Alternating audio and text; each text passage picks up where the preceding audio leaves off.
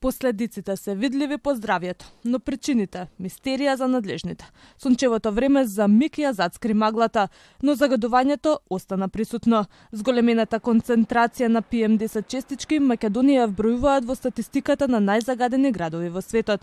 Граѓаните алармираат за нивното здравје, надлежните во обид да го решат деценискиот проблем со аерозагадувањето.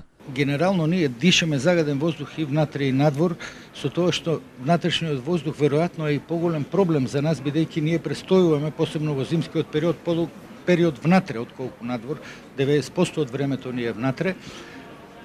За разлика од надворешниот, тука имаме повеќе решенија, како што спомнав, од современи системи за вентилација до едноставни самостојни системи за филтрација на воздухот кои со HEPA филтри доколку се опремени можат според повеќе студии во реални услови да намалат и 80-90% од концентрациите на суспендирани честички.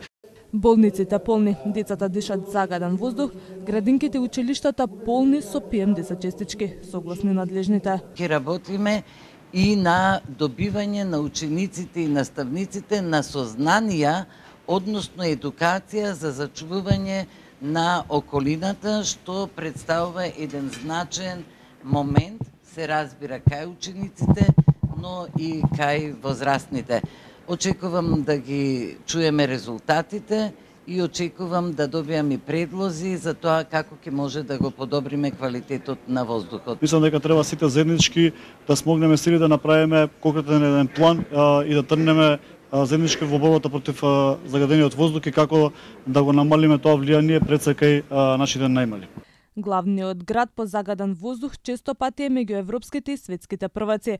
Во последните неколку денови се најде меѓу првите 10 градови по аерозагадување. Според концентрацијата на PM10 честички во воздухот, Скопје утринава позициониран на 4-то место како најзагаден град. Пред нас се Пакистан, Индија и Виетнам. Покажуваат податоците на платформата IQR, која воздухот во градот го означи како нездрав.